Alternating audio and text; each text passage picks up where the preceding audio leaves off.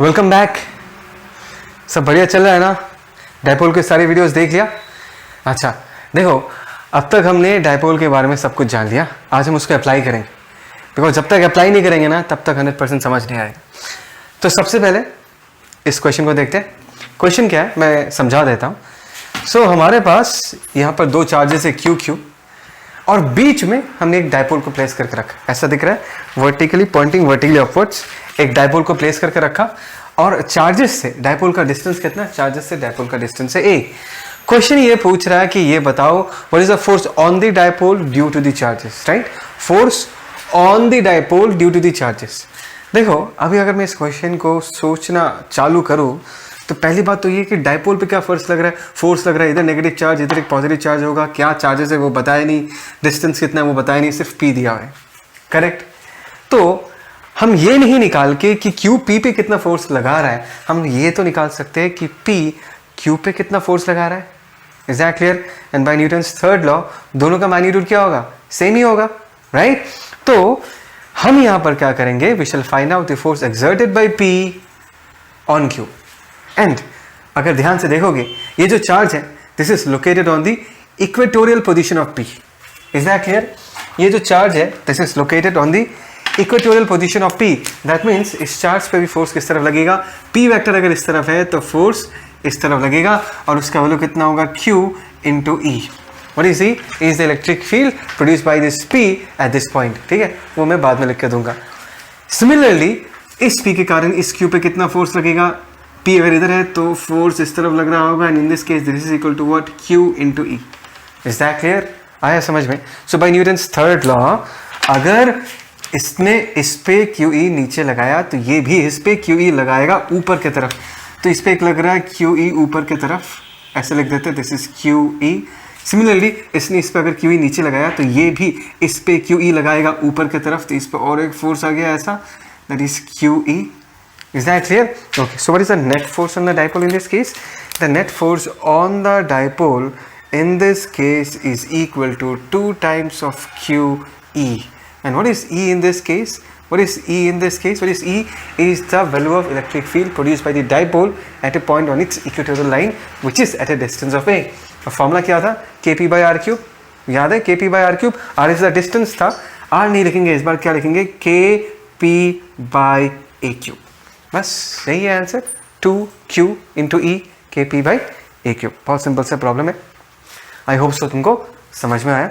ठीक है, अभी हम नेक्स्ट प्रॉब्लम को देखते हैं। नेक्स्ट प्रॉब्लम क्या? देखो हमारे पास एक इनफाइनाइट लाइन चार्ज वायर है, एक इनफाइनाइट लाइन चार्ज वायर है, और आर नॉट डिस्टेंस पे हमने एक डायपोल को रखा हुआ है।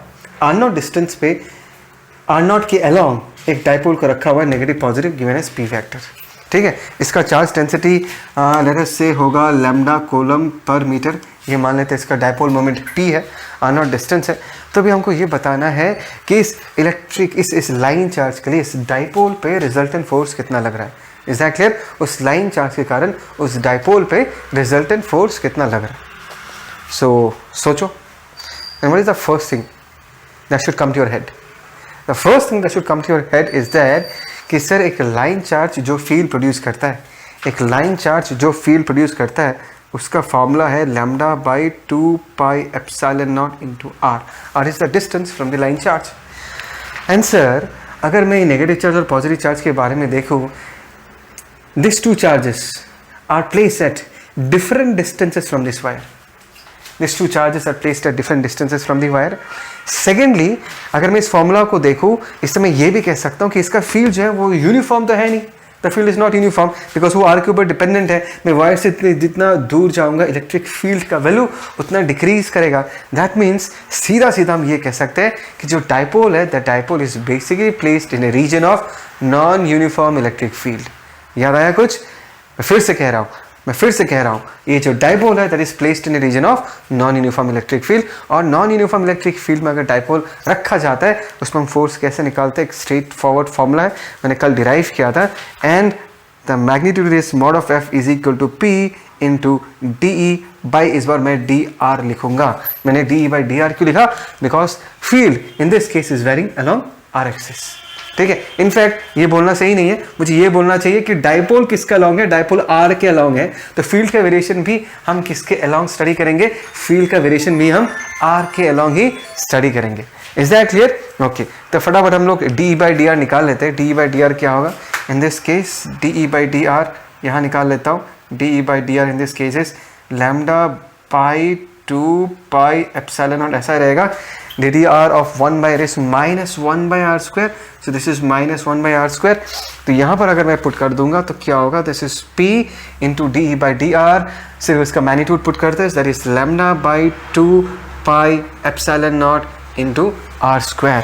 So this is the magnitude of force that we are talking about. So this is the magnitude of force acting on the dipole.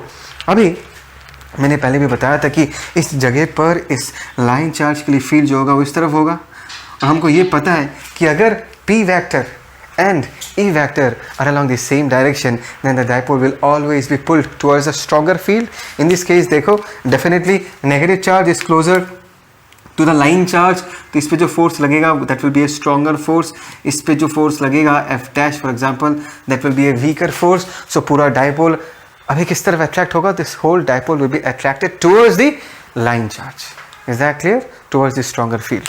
तो डायरेक्शन उनको पता चल गया इस तरफ होगा, and this is the magnitude of force acting on the dipole. I hope so तुमको ये समझ में आया, ठीक है ना? इसको नोट करो। अभी हम नेक्स्ट क्वेश्चन देखते हैं, क्वेश्चन नंबर 3। एकदम आसान सा क्वेश्चन है, जस्ट हमने जो फॉर्मूला सीखा है उसको यूज़ करेंगे एक बार। ऐसा है कि we have a dipole that is P vector, दिख रहा है सबको, this P vector it is located at the origin, ठीक है ना? और डाइपोल के सेंटर से at a distance of 20 centimetres यहाँ पर, and this line makes an angle of pi by 3 with the x axis. यहाँ पर जो रिजल्टेंट फील्ड बनेगा, क्या बोला मैंने, जो रिजल्टेंट फील्ड बनेगा वो फील्ड एक्स एक्सिस के साथ कितना एंगल बनाता है वो बताना है।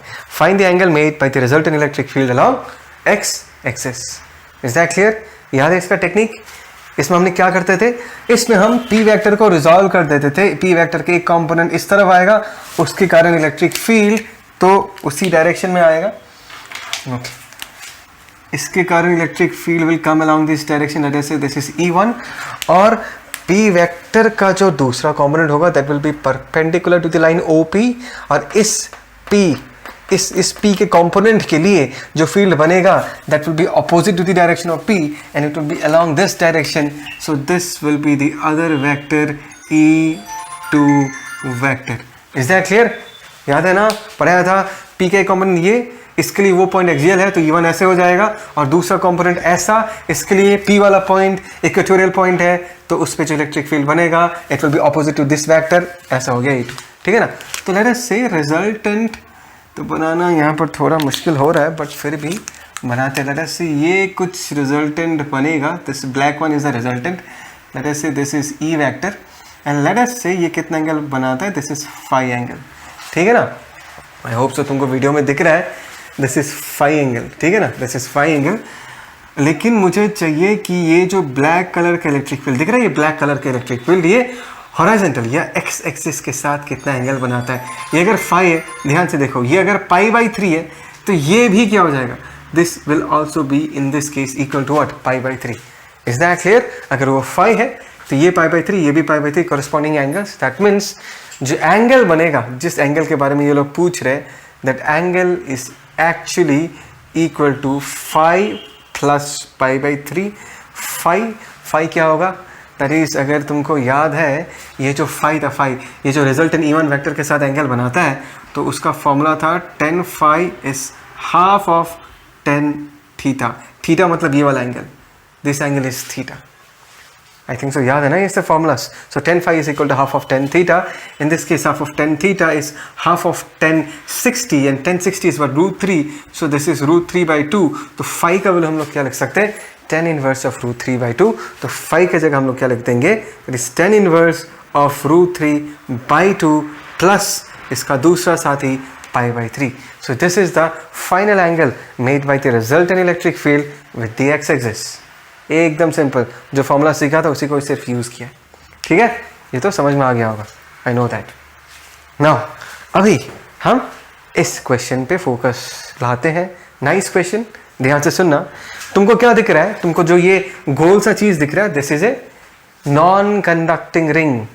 ध्यान से, नॉन कंडक्टिंग का मतलब यह है कि इसको अगर मैं चार्जेस देता हूं तो charges will stay fixed in the locations, those charges can not move, they will stay fixed in the locations.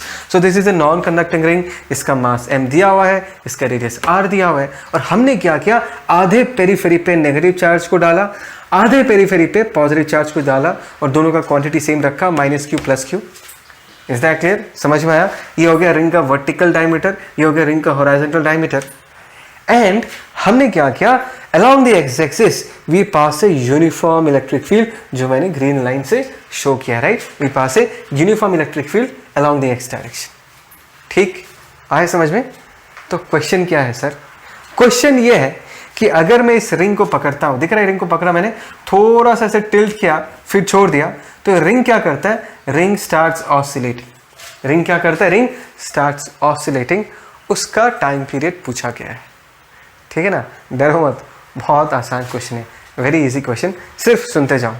अगर मैंने इसको थोड़ा सा शिफ्ट किया फिर छोड़ दिया तो ये ऑसिलेट करता है। तो पहला क्वेश्चन ये आएगा, सर ऑसिलेट कैसे करेगा? ध्यान से देखो, अगर अच्छे से देखोगे ना तो एक सिंपल सा जवाब तुमको मिल जाएगा। अगर देख रहे हो तो नेगेटिव टू पॉजिटिव, एक छोटा डाइपोल, नेगेटिव पॉजिटिव दूसरा डाइपोल, नेगेटिव पॉजिटिव और एक dipole, negative positive dipole dipole dipole dipole dipole dipole, हर नेगेटिव पॉजिटिव का अगर मैं पेयरिंग करता हूं तो dipole dipole dipole dipole dipole हमको मिलते जाएगा। And all the DP vectors, छोटे छोटे डाइपोल्स है ना, all the DP vectors will be pointing along the x axis. Is that clear? dp dp dp dp dp dp dp and it is obvious कि मैं अगर सारे dp vectors को integrate करूं तो resultant p vector will also be along the x axis. ठीक है, मतलब इस पूरे सर्कुलर रिंग का नेट डाइपोल मोमेंट अगर निकालूं वो x एक्सिस की तरफ ही आएगा along the direction of electric field, तब तो वो रोटेट नहीं करेगा। लेकिन अगर मैंने रिंग को थोड़ा टिल्ट कर दिया, क्या किया मैंने, रिंग को पकड़ के ऐसे घुमा दिया थोड़ा, तो रिंग अगर घूमेगा तो p वेक्टर भी थोड़ा घूमेगा ऐसा, तो p वेक्टर ऐसा हो जाएगा, e वेक्टर ऐसा है। यहां से अगर मैं छोड़ दूंगा p वेक्टर दुखी, बिकॉज p वेक्टर को किधर जाना है, p वेक्टर को अपने आप को e वेक्टर के अलोंग अलाइन करना है। लेकिन अगर मैं इसको छोड़ दूं, ये e वेक्टर के अलोंग आएगा, लेकिन उसकी खुशी ज्यादा टाइम रहेगा नहीं, because it will shoot ahead, ऐसा चला जाएगा, फिर आएगा, फिर ऊपर जाएगा, फिर आएगा, फिर नीचे जाएगा, and this process will keep on happening. That means this ring will start oscillating. ठीक है ना? In order to make our life simple, friction नहीं है सरफेस में। Is that clear? So surface क्या है, स्मूथ, तो टेंशन मत लेना कि सर फ्रिक्शन आ जाएगा नीचे बॉटम में, there is no friction acting. ठीक है ना? सो ये चीज सिर्फ और सिर्फ क्या करेगा, ऑसिलेट करेगा। हमको उसका टाइम पीरियड निकालना है, और एक डाइपोल का टाइम पीरियड निकालने का तरीका मैंने प्रीवियस वीडियो में डिस्कस किया है। ठीक है ना? तो स्टार्ट करते हैं। तो इस क्वेश्चन का सबसे इंपॉर्टेंट पार्ट ये है कि इस रिंग का रिजल्टेंट डाइपोल मोमेंट निकालना। क्या निकालना? रिजल्टेंट डाइपोल मोमेंट निकालना। तो हम सबसे पहले एक छोटे से एलिमेंट का डाइपोल निकालते हैं। करेक्ट? एक छोटे से एलिमेंट का डायग्राम में इस इलेक्ट्रिक फील्ड को थोड़ा सा मिटा देता हूं ताकि हमारा डायग्राम दिखने में थोड़ा सा क्लियर हो, नहीं तो क्लमजी हो जाएगा। इलेक्ट्रिक फील्ड लाइन्स है लेकिन ना गायब नहीं है, देयर स्टिल देयर। अभी बनाते। तो हमने क्या किया, यहां से थीटा एंगल पे, क्या बोला मैंने, थीटा एंगल पे एक छोटा सा ये दिख रहा है, ये छोटा सा जगह, एक छोटा सा एलिमेंट लिया हमने, ये छोटा सा एलिमेंट, और ये जो छोटा सा एलिमेंट है यहाँ पर कितना एंगल बना रहा है, ये छोटा सा एलिमेंट यहाँ पर डी थीटा एंगल सबटेंड कर रहा है सेंटर पे। सुनाई दिया? छोटा सा angle D theta angle subtend कर रहा है। तो एक बात बताओ, इस छोटा सा जो तुमको एक आर्क दिख रहा है, स्मॉल आर्क, इसका लेंथ कितना होगा? इसका लेंथ होगा r into D theta. Can use the formula angle equal to arc by radius. Angle मतलब डी थीटा, आर्क मतलब इसका length divided by radius r। तो इस छोटे से आर्क का लेंथ r डी थीटा होगा। Do you agree with this? Do you agree with this? तो इस छोटे से सेगमेंट पे छोटा सा चार्ज भी रहता है। Is that clear? तो इस छोटे से सेगमेंट पे जो छोटा सा चार्ज रहता है, ध्यान से देखना, दैट इज डी क्यू। उसको हम क्या लिख सकते हैं, charge density. In this case charge density can be said as Q divided by what, pi are.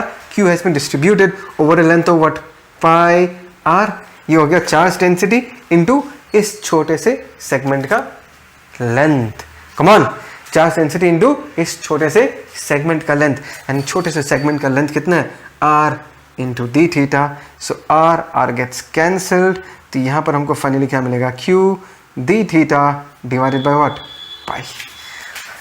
जगह का प्रॉब्लम आ सकता है, ठीक है. Let's see, q into D theta by pi, ये छोटा सा चार्ज dq हो गया. Okay fine. तो ये जो छोटा सा सेगमेंट है, ऐसा ही एक सेगमेंट एग्जैक्टली इसकी ऑपोजिट में यहाँ पर लोकेटेड है. यहाँ पर एक थीटा बना सकता हूँ, ऐसा एक डी थीटा यहाँ पर भी आएगा, ऐसा एक सेगमेंट आएगा, इसके पास भी वही डी क्यू चार्ज होगा but with the minus sign. इसके पास अगर प्लस डी क्यू है तो इसके पास कौन सा चार्ज होगा, माइनस डी क्यू. और ये दोनों मिलके एक साथ एक छोटा सा डायपोल बनाएगा, वेरी वेरी स्मॉल डायपोल, ठीक है ना. तो अगर मैं डायपोल को रिप्रेजेंट करूँ फ्रॉम नेगेटिव टू पॉजिटिव, ये वाला जो डायपोल है दिस, इसको हम बुलाएंगे, दिख रहा है ना तुमको, इसको हम बुलाएंगे D P vector, from negative to positive D P vector. But अगर हमको डायपोल का फॉर्मूला लिखना है तो डायपोल का फॉर्मूला क्या होता है, one of the charge into distance between the charges. One of the charge हमने तो निकाल दिया कि इस सेगमेंट में कितना चार्ज है, डी क्यू चार्ज है. What is the distance between the two charges, it is the length of this blue line, it is the length of this blue line. Is that clear? ध्यान से देखना भी, ये अगर r है, चलो मैं इसको मिटाता हूँ, ये अगर r है, ठीक है ना, तो r का ये वाला component r cos theta is the length of this half portion of blue line. One more time, ये r है, r cos थीटा, ये वाला जो कंपोनेंट है, this is the length of half of this blue line.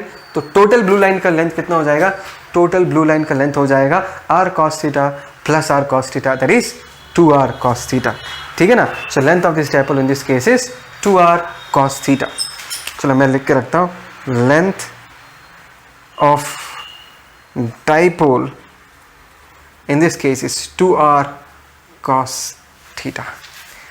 ठीक, अभी हम dp लिखते हैं. Now we are ready to write dp. dp का मैग्नीट्यूड कितना होगा, one of the charge that is dq into distance between the two charges that is 2r cos theta.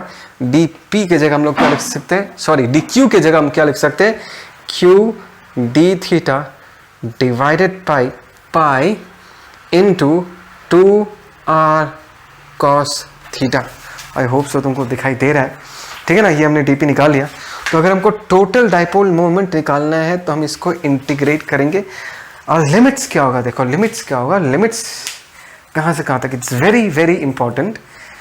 देखो positive negative का कॉम्बिनेशन यहाँ से चालू होगा, positive negative positive negative positive negative positive negative positive negative positive negative, और यहाँ पर खत्म होगा. Is that clear? That means अगर मैं थीटा का वैल्यू चूज करना चाहूँ तो सबसे पहले मैं यहाँ से चालू करूँगा. थीटा क्या होगा, minus pi by 2, 2 0 2 plus pi by 2. Because अगर मैं यहाँ से चालू करूँगा तो मैं तो कॉम्बिनेशन ले रहा हूँ ना प्लस माइनस का. ये प्लस माइनस जब यहाँ पर जाएगा ये वाला प्लस माइनस, जब यहाँ पर जाएगा तो ये वाला प्लस माइनस, जब यहाँ पर जाएगा तो ये वाला प्लस माइनस, जब यहाँ पर जाएगा तो ये वाला plus minus, plus minus plus minus plus minus plus minus. तो थीटा का वैल्यू क्या होगा, माइनस पाई बाई 2 से लेके 0 डिग्री तक और 0 डिग्री से लेके प्लस पाई बाई 2 तक. Is that clear? So limits will be from minus pi by 2 two plus pi by 2. तो इसका लिमिट्स जो होगा that is from minus pi by 2 two plus pi by 2. ठीक है, तो इसको फटाफट करते हैं. तो P के जगह हम क्या लिख सकते हैं, डायपोल मोमेंट. यहाँ पर बाहर कौन कौन आ जाएगा, 2r क्यू बाई पाई बाहर आ जाएगा. सो this is 2r Q by pi बाहर आ जाएगा. होगा integration of cos theta into D theta that is sine theta, और इंटीग्रेशन में आएगा दैट इज साइन थीटा, और लिमिट्स होगा माइनस पाई बाई 2 से लेके प्लस पाई बाई 2 तक. सो कैन यू से क्या होगा, sine 90 is 1 minus of sine minus pi by 2, and sine minus pi by 2 is minus sine pi by 2, minus minus plus हो जाएगा. That means finally मैं इसको ऐसे लिख सकता हूँ, that is 2r Q divided by by, और यहाँ पर 1 प्लस 1 कितना आ जाएगा, 2. करके देखना, sine 90 1 minus of minus 1, 1 plus 1 2 आ जाएगा, और यहाँ पर क्या आ जाएगा, that is 4r Q divided by pi.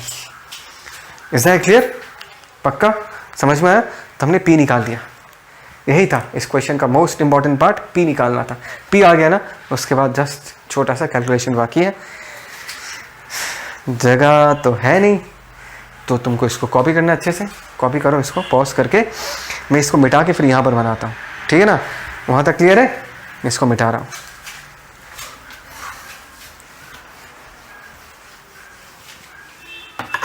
Make की को भी चला गया और ये भी मिटा सकते हैं हम, ये भी मिटा सकते हैं, वाई डैश ये चला गया, ये चला गया। ओके, अभी हम ऊपर जाते हैं। ये हमने P निकाल दिया। So torque tau in this case is P sin theta. Okay, in fact as because this torque is restoring in nature, right, restoring है या नहीं है, ऑब्वियसली रेस्टोरिंग है, तो माइनस साइन लिखेंगे, tau equal to minus PE sin theta. Tau को हम क्या लिख सकते हैं, I into alpha minus PE sin theta को हम थीटा लिख सकते हैं। I को हम लोग क्या लिख सकते हैं, I moment of inertia of the ring about the centre of mass, that is mr square. So यहाँ पर हमने लिख दिया that is mr square into alpha P, अच्छा माइनस लिख दिया, P की जगह हम लोग क्या लिख सकते हैं, that is 4r³ divided by pi into E into theta. और मैंने थोड़ा सा ट्रिक सिखाया था कि हम लेफ्ट हैंड साइड में किसको आइसोलेट करेंगे, माइनस थीटा बाई पाई को, sorry minus theta by alpha को। So minus theta by alpha, minus theta by alpha को नीचे लेके चले जाएंगे, कुछ कैंसिल आउट होगा, ये r स्क्वायर चला जाएगा, थीटा बाई अल्फा इधर चला गया, तो ऊपर क्या जाएगा, पाई M are, correct, pi M are, और नीचे क्या जाएगा 4QE, ठीक है ना, पाई एम आर और नीचे आ जाएगा 4QE। तो ये हो गया माइनस थीटा बाई अल्फा। और छोटा सा ट्रिक क्या था कि जो भी निकलता है उसको रूट ओवर के अंदर डाल देना है, that is 2 pi root over of क्या आएगा, pi M R divided by what, 4QE। आया समझ में, pi M R divided by 4QE। So this is the time period of oscillation for this circular ring. ठीक है, hope से तुमको समझ में आया। इजी प्रॉब्लम्स हैं, इजी फॉर्मूलाज हैं। मैंने ओवरऑल सबका एप्लीकेशन तुमको दिखा दिया है। देखो, इतना प्रॉब्लम करने से चलेगा नहीं, this is just the beginning, this is ABCD। और अगर तुमको किसी भी सब्जेक्ट में, चाहे वो फिजिक्स हो, केमिस्ट्री हो, मैथ्स हो, बायोलॉजी हो, स्पेशली एंट्रेंसेस के लिए अगर प्रिपेयर कर रहे हो, सो एक ही तरीका है प्रोफिशिएंसी लाने का। एक तो अच्छे से समझो, अंडरस्टैंडिंग बहुत स्ट्रांग होना पड़ेगा, सारी चीज़ें रोज़ रिवाइज करना है जो तुमने सीखा है, ताकि तुम्हारा प्लेटफॉर्म एकदम अच्छे से बना हुआ रहे। प्लस भर भर के क्वेश्चंस करना है, भर भर के क्वेश्चंस करना है। ऐसा मत करना कि किसी बुक से 10 किया, किसी बुक से 10 किया, ऐसे नहीं करना। कोई एक बुक पकड़ना और उसको कंप्लीट करना फर्स्ट से लेकर लास्ट तक, ताकि सारे कंसेप्ट्स कवर हो जाए। अगर इस बुक से थोड़ा करोगे, उस बुक से थोड़ा करोगे, तो सारे कंसेप्ट्स कवर नहीं होंगे। तुमको सारे कंसेप्ट्स को हिट करना है। मेंस में तो बहुत ही आसान क्वेश्चंस आते हैं, very very easy questions. Is that clear? समझ में आ रहा मैं क्या कह रहा हूँ? एक तो एक बुक पकड़ना है, उसको कंप्लीट करना है। सेकेंडली, लास्ट 10 ईयर्स का जो पेपर है मेंस एंड एडवांस का, वो पूरा करके एकदम क्लियर करके रखना है। बस इससे ज़्यादा नहीं चाहिए, इससे ज़्यादा दिमाग लगाने की भी ज़रूरत नहीं। Is that clear? Okay fine, so let's close it, take care.